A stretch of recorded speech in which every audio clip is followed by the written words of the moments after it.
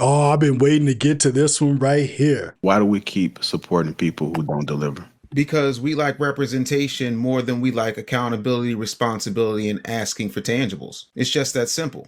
We are traditional people, and if we get marketed to enough, we continue to believe the same BS. It's the reason why we didn't question or bat an eye when Joe Biden, who did not die, was removed from the top of the ticket, and they appointed Kamala Harris without any type of runoff, any type of primary. They just said she's going to be at the top of the ticket.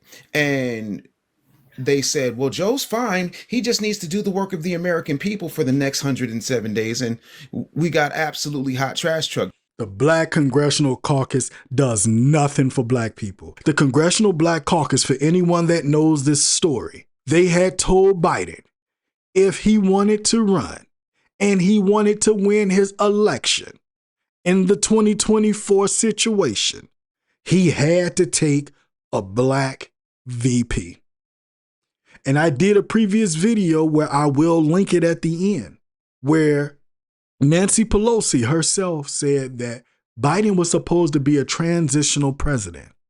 He was supposed to get in and get out, move over so Kamala Harris can become the de facto president, so they can chide and say, we had the administration that elected the first female black president, something historically never done, even without a primary.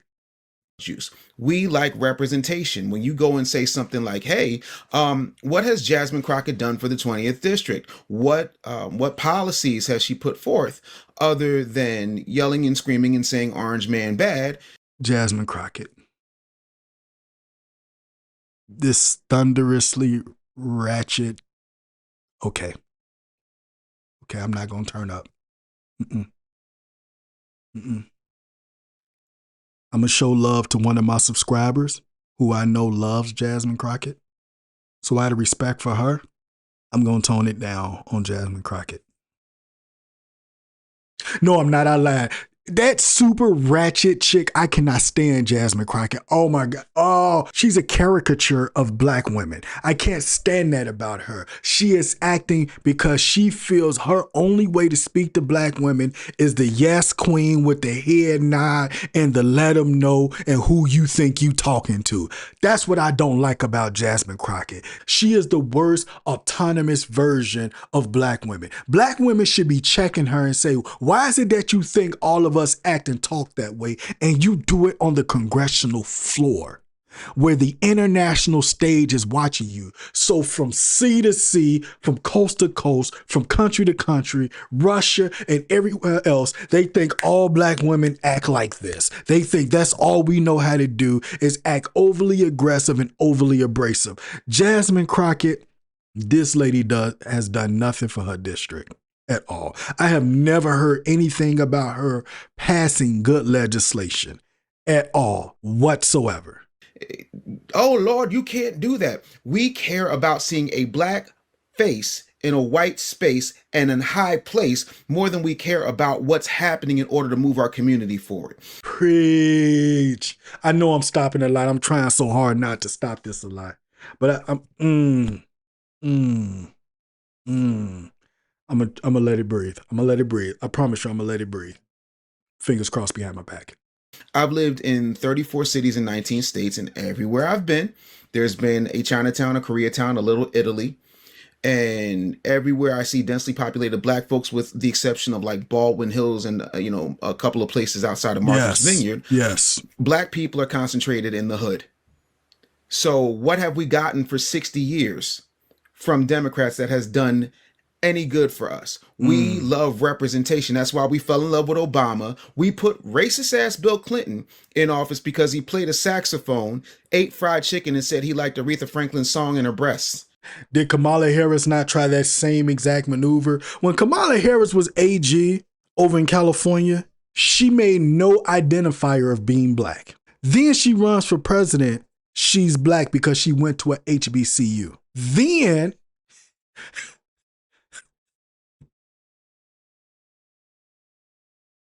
she gets on TV and tells a group of black men that she washes her greens because she cooks for so many people on Thanksgiving. She washes her greens in the bathtub. The black man was listening to her. He was like, "Oh, really? Really? I didn't know that." I was like, "So you're not gonna call her out? So you not look? I'm gonna tell you one thing that people may not know about black people. Black people can live in the ghetto, and we will take pine salt and bleach to a floor 12 times over if we feel like it's not clean enough. And we're also not cooking or washing any of our food in the bathtub. Go up to the average black woman and ask how many black women you know in life cook or wash any of their food in the bathtub and see how that work out for you." This is who we have been because that's all it takes. Now, what do? You get a high school dropout who was a gang member who became the de facto off the bench fifth or fourth king of comedy to tell you how you should feel about your political aspirations and who you should fall behind. This is who we've become. This is why Malcolm X told us we should never listen to the political opinions when it comes to our entertainers and athletes. We should look to black intelligentsia to get our political opinions, not those of LeBron James, not those of T.I., not those of our comedians like Steve Harvey. We should not be listening to them when it comes to political awareness. We should leave them in the spot of being an entertainer. Because when you look in the white culture, they do not turn to their entertainers for political opinions. They do not do that whatsoever. You have never seen a white comedian hold so much political sway over the white vote that people said, in the white community, they said, never thought about it until you said it. Their mind was made up before that comedian was even a conversation. So let's be real about that immediately. Fortunately, and there's not enough of us who are discerning individuals to say, I know I said I wasn't going to pause a lot, but I also said my fingers was crossed behind my back. Nah, I'm good. Representation without any type of benefit or tangible. Mm-hmm. Go ahead, Ms. Takenison. I think you want to respond to what he said, or like you didn't agree with it. Come on. No, I'm just laughing because, like I said before, both sides are doing the same thing. But it does sound like, and this is just my opinion based on what you're saying now, Sure. is that the points being made and people you putting out is intentionally Democratic, because I guess you're saying we don't need to vote Democratic. But then looking on the red side, you're talking about a man that has 34, indictments, criminally being a criminal, grabbing women by the foot, all of that kind of stuff. So you're saying the same thing, but you're saying the blue side hasn't done this and blah, blah, blah. But then you have issues with the red side as well. And that's why I say both of them do the same stuff. And then we try to make like one is better than the other, and neither are. On either side. And then when you talked about being in a ghetto, you got to look at from that historically. Both red and blue put us there, right? Through redlining, and they all supported it. So you got generations of people that grew up in those areas and are finding it difficult to get out, just like other families passed on, or white families passed on their generational wealth because they were able to use the GI Bill, buy homes, and do all of those things. We were excluded from those opportunities. So, and both parties played into that. So that's why I was like, neither one of them are on our side. So when this whole push about Dems this, but you don't have the balance of when he's saying, well, Reds were doing this too. To me, I just laugh at it because they are in bed with each other. A few things. I live on Earth.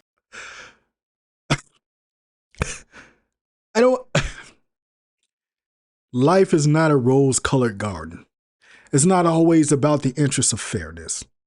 It's about getting tangibles from one particular party or another. Even though I identify with the Republican Party, but I'm also very visual to who gives us tangibles. That's my question. Even as a Black Republican, if I look over and I see the Democrats is giving us tangibles that's benefiting us, okay, fine. But I do not believe we should continue to vote blue no matter who. I don't. We need tangibles. That's my concern too.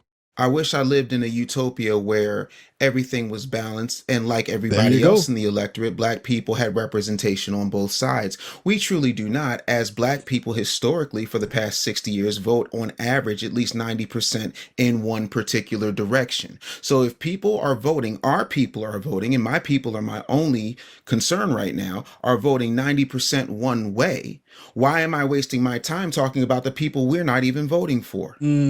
I think we need to start bringing scrutiny to the people we have voted for the past 6 decades. I never want. Instead of crucifying who's not doing something for you, crucify those who you've been voting for, and you can never get them on the phone once they get in office. What has happened is we do not get anything tangible for the people that we vote for at a 90% clip. I got plenty of smoke for Donald Trump. Since you want me to talk about the Republicans for a minute, and I'd be happy to because I do it all the time, we can't have a president who ran on America first and then is bailing out the Argentinian beef producers over American farmers.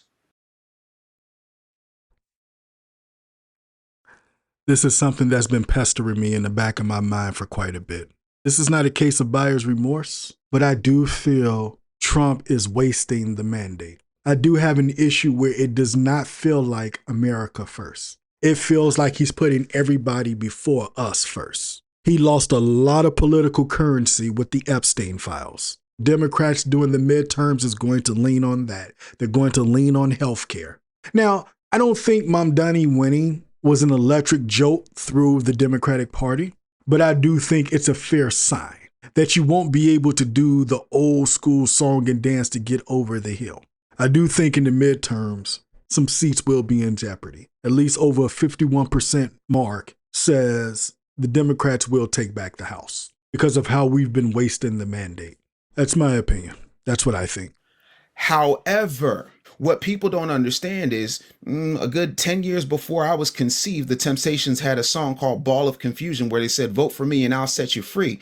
And what wound up happening was we had people who constantly tell us how bad things are, how much of a victim we are, but they're going to stand at the gate and take on the big, scary Republicans that are causing all of the problems. But the truth of the matter is, everybody's in the same bed and everybody's having a good time with the orgy. However, we're voting one way all the time, expecting a different results. And last I checked, that is the clear definition of insanity. So if you can point to me how that has paid off for us, meaning we're talking about how bad the blue is because 90% of us are voting for the blue. If you can tell me in no uncertain terms what tangibles we have received over the past 60 years, and if you feel we're better off right now after civil rights was passed, then I'll yield and say, you know what, keep voting for people who aren't doing anything for you. However, if we go independent, withhold our vote, and demand tangibles from whoever's going to put them on the table, that's a much stronger position than this week. Let's go ahead and, I don't know, take $1 billion and give it to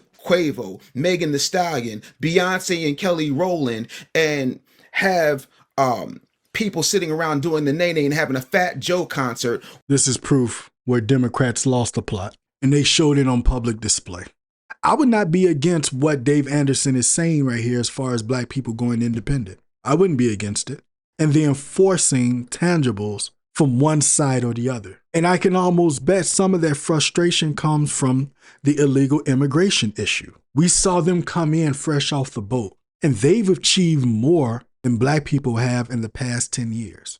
They've come and gotten SNAP in the amounts of $5,000 or more in certain states. They've gotten housing where they don't have to pay rent. Some of them have been able to get the cash for the refugee status, and they pooled that money together and went already and bought a house. Some of them bought a full-blown building in less than being here a year. Yeah. So this was a wake-up call for a lot of black people. Black people was trying to be tolerant at first, but then once they said, oh, look how they're treating the immigrants over how they treat us, and we're citizens. That's when black people said, you know what? Driver, let me off at the next stop. When folks are starving. Let me just ask you one question. So in between those 60 years that you're talking about, what have Republicans done? And this is that's my general point. No. You do a 90% voting Democrat or 90% voting Republican. Between that time span, this type of circular logic irks me. This is the, well, what about when you do it? Well, when I do it, well, what about when you do it? This is the circular logic that irks me to no end. I know, okay. Just, I'm gonna let it breathe.